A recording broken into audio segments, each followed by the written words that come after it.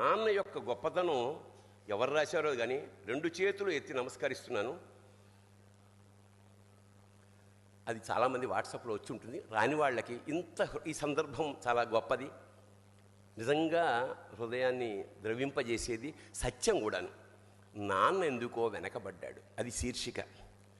అమ్మ 9 నెలలు మోస్తే నాన్న 25 ఏళ్ళు. రెండూ సమానమే అయినా నాన్న ఎందుకో వెనకబడ్డాడు.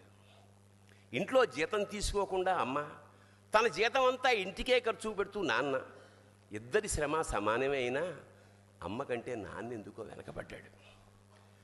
ఏది కావాలి అంటే అది వడ్డీ పెడుతూ అమ్మ, ఏది కావాలంటే అది కొని పెడుతూ నాన్న, ఇద్దరి ప్రేమ సమానమే అయినా అమ్మకు వచ్చిన పేరు ముందు నాన్న ఎందుకో బాగా వెనకబడ్డాడు. ఫోన్లోనూ అమ్మ పేరే, దెబ్బ తగిలినప్పుడు అమ్మ అని పిలవడే, అవసరం వచ్చినప్పుడు తప్ప మిగతా అప్పుడు గుర్తురానందుకు నాన్న ఎప్పుడైనా బాధపడ్డా ఏమో.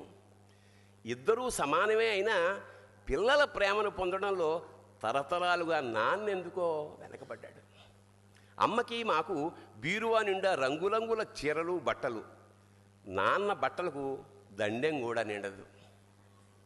తనని తాను పట్టించుకోవడం రాని నాన్న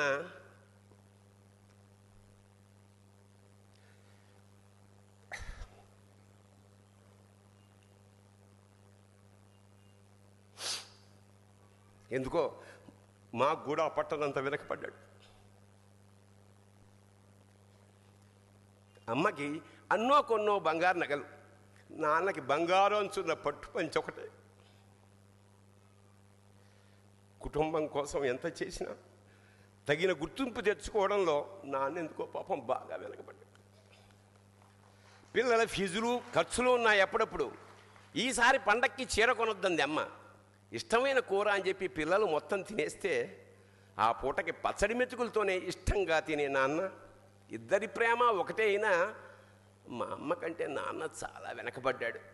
వయసు మళ్ళాక అమ్మ అయితే ఇంట్లోకి పనికొస్తుంది, నాన్న ఎందుకు పనికిరాడని మేము తీర్మానం చేసుకున్నప్పుడు కూడా వెనకబడింది నాన్నే. నాన్న ఇలా వెనకబడిపోవడానికి కారణం ఆయన మా అందరికీ వెన్నెముక కావడమే. వెన్నెముక వెనక ఉండబట్టే కదా దన్నుగా నిలబడగలుగుతున్నాం. ఇదేనేమో నాన్న వెనకబడిపోవడానికి కారణం.